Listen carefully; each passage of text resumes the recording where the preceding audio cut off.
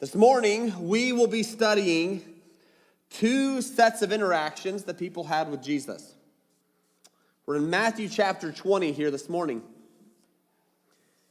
Each approach reveals to us something different of what I believe is a little light that sits inside us and inspires us to move and to act.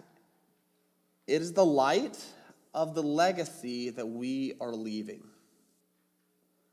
It's the question of what we are going to leave behind, who we will impact, who we will change.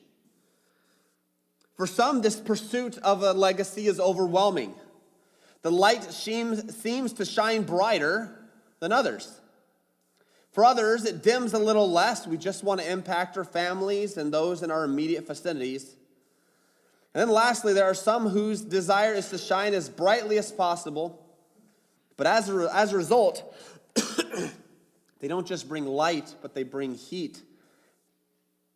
And in pursuit of greatness, they damage and destroy everyone in their path. And the legacy that they leave behind them is one of destruction.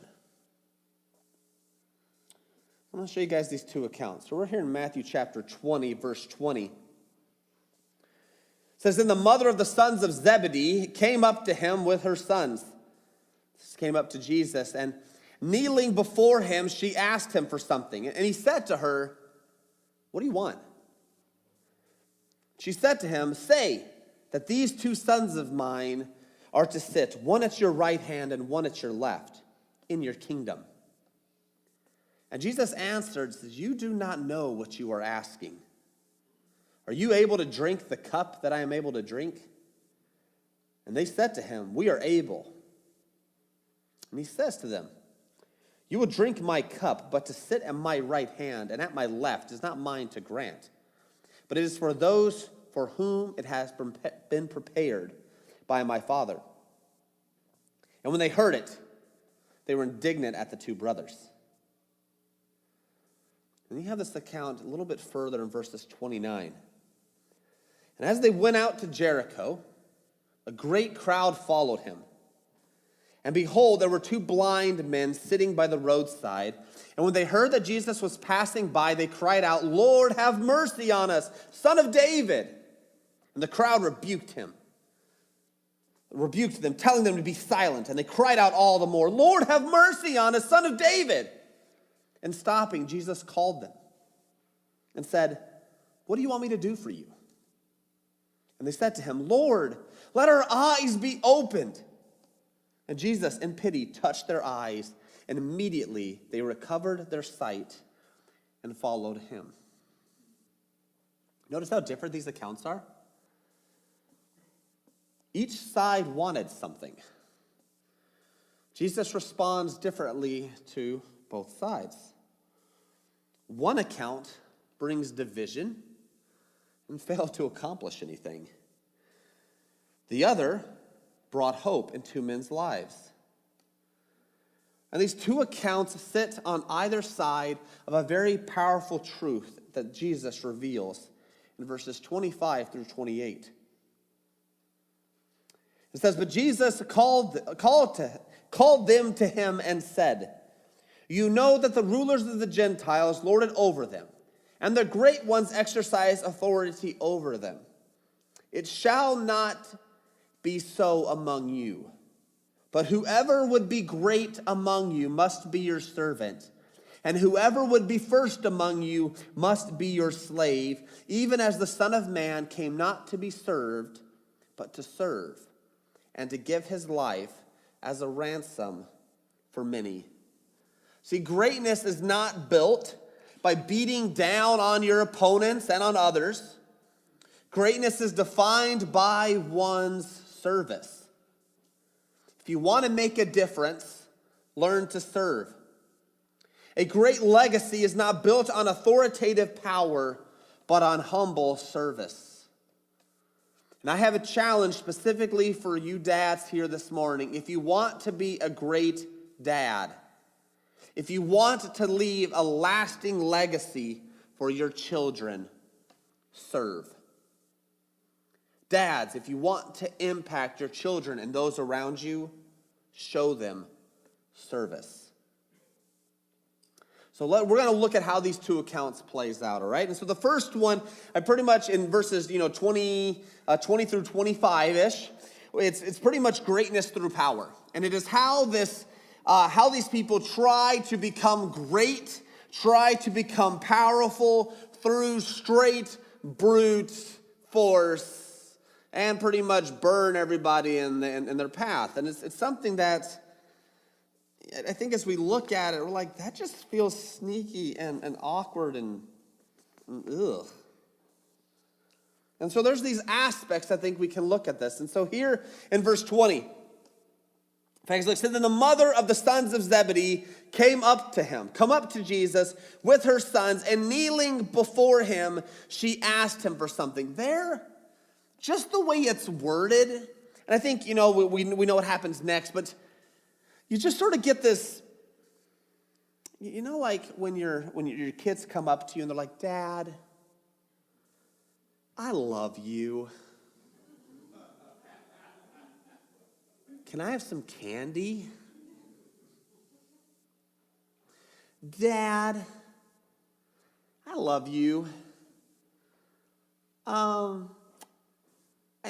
might have slightly damaged your car. Dad, you're the greatest, most loving, patient guy I've ever known. Can I go on a date with George? You guys get that feeling? You just like, here comes the sons of Zebedee, and she just kneels before him, and Jesus, can my sons rule with you for all eternity? Let's just... And you just get this feel like, and he said to her, what do you want? It's like so blunt. I think even Jesus is like, okay, well, I mean, he's Jesus, so he sort of had an idea of where this was going, but sort of sits there and, you wonder, like,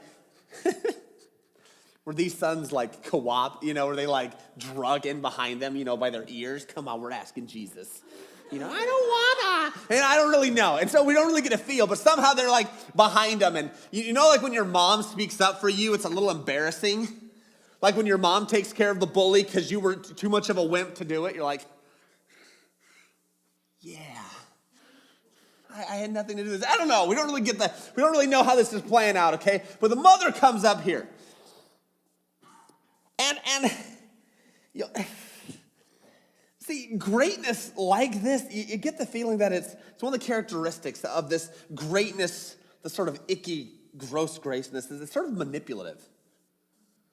It's like, you didn't have Peter's wife, coming up and asking Jesus. You didn't have, the other ones, but you had, this mom's like, hey, you just sort of get a feel that's just like, by kneeling down beside him. It's a little just manipulative. And just the bold request of not, teach my children how to do this. Or, my son's a little, he has a little ego problem. Is there a way you can, help him out with that, Jesus? None of that. It's, can my children reign and rule over everyone? Second to you, of course, though, Jesus. But can they? It is just so sneaky. And Jesus responds to them here in verse 22, and we see another aspect of this power like this, of this legacy that this sort of icky, gross power legacy it's ignorant. And look at verse 22. Jesus says, you do not know what you were asking. Ma'am, do you have any idea what you just asked there? He says, are you are you, and he turns to them and he's like, are you able to drink the cup that I am about to drink? And they said, we are able. Let me be blunt here. It's like us, how many of you guys are couch politicians? Guys are couch presidents? If I were president, I would clearly do better than such. If I were a coach of that football team, this is what I would do. If I were, we're like, yeah, and like, are you out of your mind? There's a reason why. You guys can just watch the transformation of President Barack Obama over 8 years. You guys remember when he came in and he was like a stud? Dark hair, and then over 8 years, his hair just literally, it's like a light switch. Gray. He's like limping out of the White House. I'm just done. And it's brutal. And I honestly think, when I go to do politics, I'm pretty sure President Donald Trump did the same thing. I could do much better job than that. Goes in, oh man, I'm paying for this. That's what happens. That's literally what they're saying. I could do this. No, you can't. Are you? Oh, poor sons of Zebedee. You don't even know what you're asking. And he said they're so confident we were able to do this. And he tells them, you're going to drink my cup, but to sit at my right hand and my left is not mine to grant. It is actually specifically prepared for my Father. Now, if you just read that without really thinking of the rest of the text of Matthew, you can sort of be like, okay, all right, lesson learned. But a few chapters later, Matthew chapter 26, verse 36, we have Jesus pouring out a request to the Father. So Matthew 26, verse 36 says, then Jesus went with them to a place called Gethsemane. And he said to his disciples, sit here while I go over there and pray. And taking with him Peter and the two sons of Zebedee, he began to be sorrowful and troubled. And he said to them, my soul is very sorrowful, even to death. Remain here and watch with me. And going a little further, he fell on his face and prayed, my Father, if it is possible, let this cup pass from me. This is not a cup you want to drink from. If Jesus, King on high, is not looking forward to what he's about to go through, then who in their right mind would want that? It's ignorant. Power like this is ignorant because you don't know what it takes. Leaders, and let me tell you, the greatest leaders that America has seen in their life have been destroyed as people. We can just go down the line, but seriously, read up on President Abraham Lincoln, who I believe is one of the greatest leaders America has seen, and read what he had to go through. Leadership comes at a cost. It is brutal. And dads, I can tell you now, I have been a dad for a whopping 8 years. I still have about 10 more to go, with either one. From the standpoint of living at home, all that jazz. But yeah, I know how this goes, okay? It's hard. Being a dad is tremendous hard work. You just worked your 10 hours, you're coming home, and your kids are thrilled out of their minds to come see you. You got a choice. You gonna try to find a few more hours in your strength to come? Or your wife, and you come home and your wife's like, I'm done with them. Good luck, Dad, I'm out of here. Oh boy. What do you do, Dad? Being a great dad is hard work. Being a leader is hard work. Getting a legacy of greatness is hard work. And these guys thought it was easy. This was not a cup anybody wanted to drink from. Jesus finishes it up, and he says, my Father, if it's possible, let this cup pass from me. Yet nevertheless, not as I will, but as you will. He was about to go through suffering, and he tells the sons of Zebedee, you will drink out of this cup. But the positions on my right and my left are not for me to give, it's for my Father. And if you want to think about that, if Jesus is sitting on the throne and he had to go through that amount of suffering and terrible agony, as an individual, you can put me down like 50 places on somebody's right. No one wants those seats. That's hard. That is suffering is involved there. That is difficult. Power like this is ignorant. And we keep going and look at verse 24. And it says, and when the 10 heard it, they were indignant at the two brothers. See, power, greatness pursued, like the sons of Zebedee and the mother were doing, it didn't bring people with them.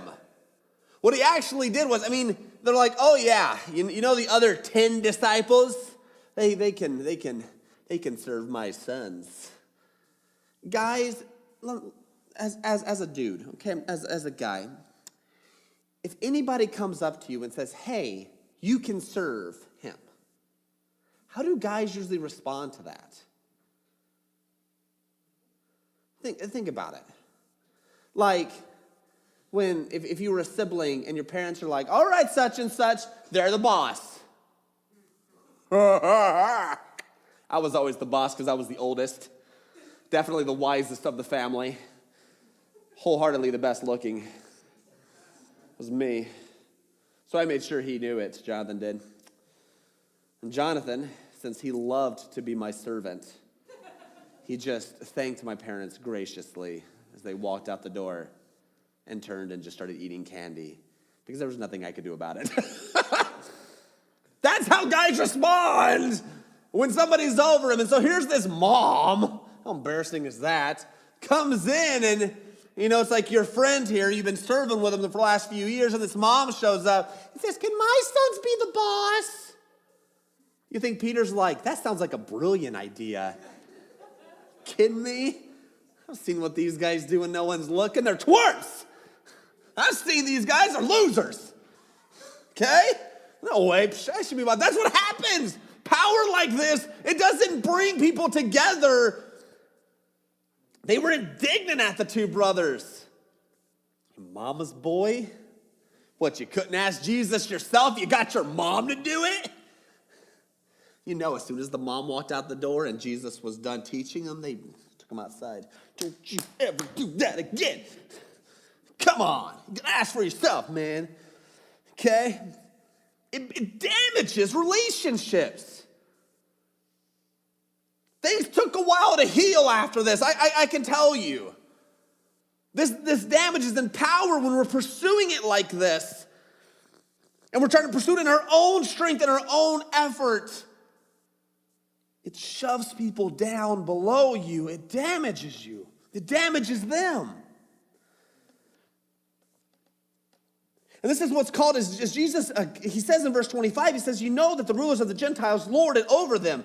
This idea is that like the Gentile rulers, these sort of kings, governors, it was done through power, manipulation, and it was done by making sure everybody around you knew who was top dog. Shove them down. Put them down. Remember your place. I'm governor. I'm king. I'm this. Learn your place. It's positional. It's lorded over them. And it says the great ones exercise authority over them. I want you guys to think back in your life. Maybe you're currently going through right now. I want you to consider your bosses. Why do you obey your bosses? The paycheck. That's exactly right. Okay? Why do you obey? Paycheck. Who has the power? The one who controls the money. And the boss is going to lord it over you. There's some bad bosses who can just, oops. Oh man, I forgot to send the paychecks out. I'll get right on that. That easy. It's that easy to completely disrupt and destroy your life. Oops. But you can probably look back in your life and you've probably recognized those who just like to shove you down. You got to remember your place. And you know those other bosses? They like to get down and dirty. They like to serve alongside with you. You know they've been there. You know they've been in the fight. They know, you know that they know what they're asking you because they're not ignorant. And there's a level of respect there. I've heard it said by people in the military. I'm not going to speak like I'm an expert on this, but I've heard that it is easier to respect a sergeant than it is a lieutenant. Is that accurate? Yeah, lieutenant's a newbie. Lieutenants come right out of, the Air Force Academy. They're an expert. And yeah, and I've heard from some in combat that the first thing the grunts will tell the lieutenant when there's a firefight is keep your head down and don't do anything. Because they don't trust them. They haven't been there. But if you have the sergeants and stuff like that, they've been through more stuff than you would even want to ask. And when they're like, hey, we've got to do this, you do it. There's a level of respect there. It's not positional authority. Yeah, there's a position, but there's a level of respect and admiration and been there. And that is greatness. That is a legacy. That is leadership. Just think about that as a dad. Do you want your kids to follow you because you've been shoving them down and abusing and manipulating? Or because you've been earning it with them? And yeah, when you ask your kids to do something, it's probably because you've already spent an hour doing it. Feed me, child. Bring me my drink. That's okay every once in a while. I get it. Now that I've done it before. Like yesterday, I asked my daughter, I was cutting the grass for an hour. I'm like, can you guys pick up the pine cones? Oh, Dad, it's the worst idea ever. Girls, just pick up some pine cones in a bucket, one bucket. A whole bucket? Yes, a whole bucket. A whole bucket? Yes, just pick up some pine cones. But it's from a position like the dad's been there. I've been the one, doing it. I'm not just sending my kids to do all my hard stuff because I earn a paycheck. There's a difference between lording it over them and leading them. Now we're going to jump out. We're going to skip these few verses, okay, and keep moving here in verse 29. We're going to compare this. Now, a lot of times this account isn't added to this. It's like usually, okay, we're done. But a question we must ask is, okay, why in the world did Matthew put it here? It's a question we should always ask when it comes to narratives. Why is this here? What is the point of this? Matthew has been doing these huge blocks of sort of teaching lessons, and I think this really illustrates a different style of leadership. And in my mind, greatness through service. You see, and as Jesus went out of Jericho, a great crowd followed him. Okay, when we want to talk about great, when a whole crowd is following you outside of city and following wherever you go, I think you've arrived in some level of something, right? Humanly speaking, that's pretty impressive. I mean, yeah, they're like closing up shop. Why? Jesus left town. We're going there. The crowd's following him. Okay, he has arrived, but it's not what we think. And so we have this greatness. He's already been characterized as, man, the whole crowd is following him. He has obtained greatness. And you see two blind men sitting by the roadside.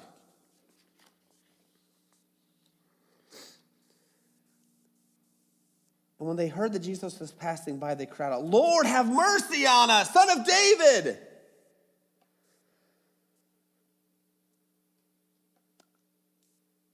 And this is, I'm impressed by this thing. So the crowd rebukes them because the crowd has in their mind a definition of greatness. You guys notice this? Shut up. Jesus doesn't want to be bothered by you two pawns. Blind men, we're following Jesus to the next town. He is great. We want to follow him. Stop distracting Jesus. And Jesus, and this is, I think, a very important aspect of leadership, Jesus doesn't follow the crowd. He doesn't care. See, I think greatness is something to remember. He don't always follow the crowd because the crowd rebukes them. But Jesus stops. The whole crowd stops. And he turns to these two men. You notice the start of the same question he asks. What do you want me to do for you? See, crowds constantly make demands of leaders. If your greatness is dependent upon the elevation of yourself over others, you have to listen to that, because as soon as you lose it, you don't get it back. Watching a documentary, there was even Hitler, the great Nazi dictator who destroyed nations. He listened to the crowd. It says after the wars had started, he was trying to implement a rule that actually banned Catholic crucifixes. He didn't care. He hated any form or fashion of anything related to Jesus Christ. Hated it. But some little mom wrote him a letter. Dear Hitler, I could never believe that you would do such a thing. Our sons are fighting for you in this great war.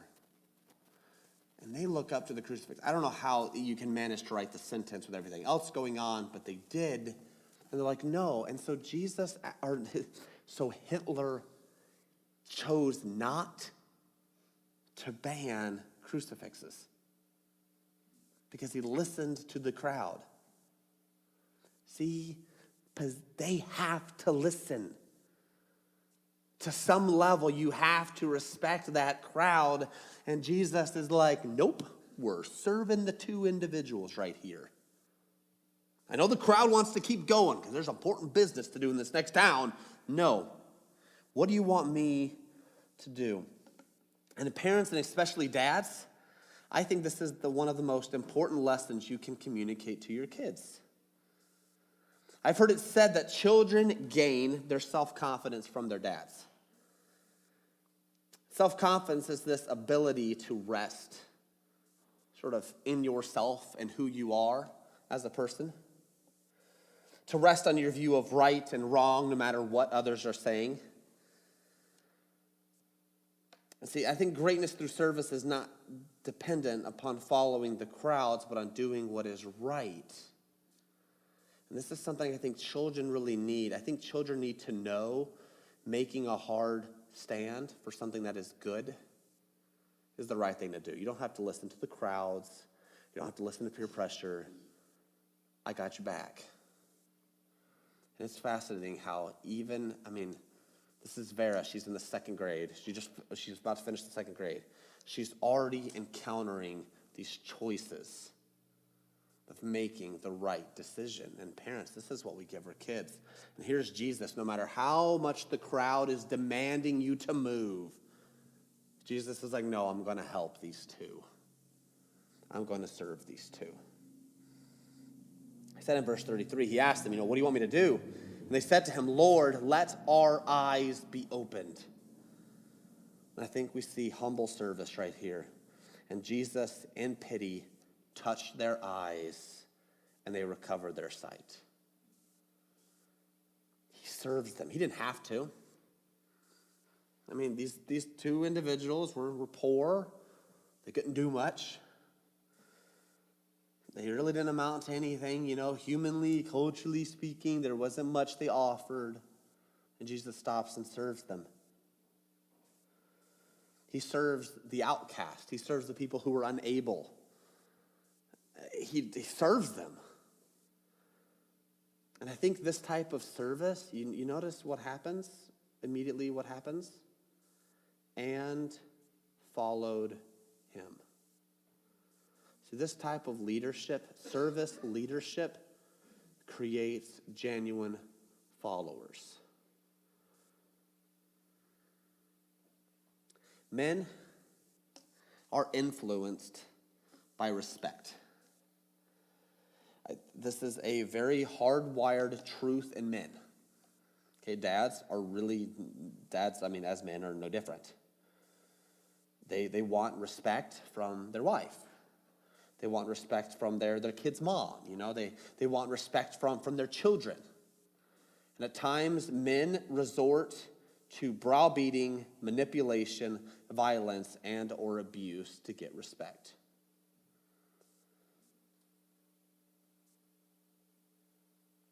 But Jesus is calling us to something else. And he says, but whoever would be great among you must be your servant. And whoever would be first among you must be your slave. Even as the Son of Man came not to be served, but to serve, and to give his life as a ransom for many. And I'm going to speak this way because as a pastor, my attempt is to serve. I'm going to do the best. And I think it's one of those things where it's like, well, pastor's supposed to serve me, so I'm going to call him 10:30 to complain about his last sermon. And since he's a servant, he has to listen to me. But you notice how that can get you sort of caught, like, wait, but you're elevating yourself and browbeating your servant. So it's actually really fun is if we're all trying to serve each other, we're all trying to none of us are trying to be better than others. We're all trying to get who can get the lowest. Who can commando crawl the most. Who can do that? Like the chipmunks, after you. No. After you. No, after you. Well, I'll get down in the mud to help this person. No. You stay clean. I will get in the mud and help this person. How about we both get in the mud to help this person? Yes, but I will go first and get underneath you. No, I will. And finally, the person behind him is like, how about you guys both go serve the person, okay? And so we can do this. But service is what is elevated. It says, whoever would be great among you, disciples, listeners, my followers, whoever wants to leave a lasting legacy of how Jesus defines greatness is not done through power, but it is done through service. And the first among you must be a slave to others. And then we get the ultimate illustration here. Even as the Son of Man came not to be served, but to serve.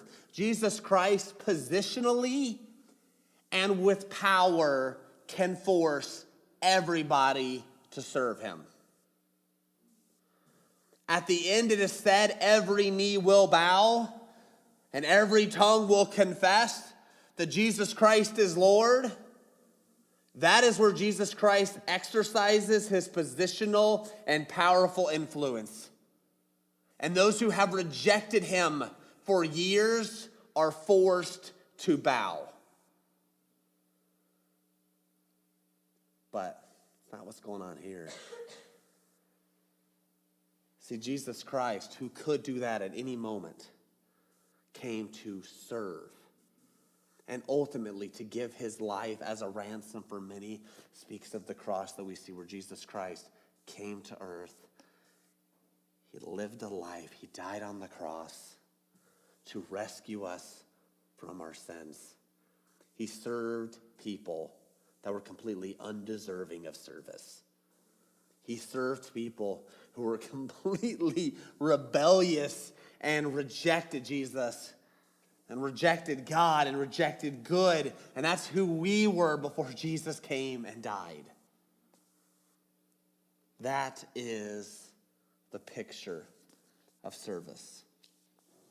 And Jesus has told us there is a better way.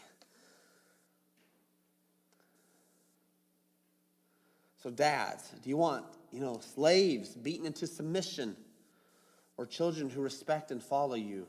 Dad, do you want to be remembered as someone great, someone who handed off a legacy to your children? We've already seen what Jesus thinks of that first style. And I'm asking dads here, rise to the second. Be a great dad. Teach your kids how to humbly serve.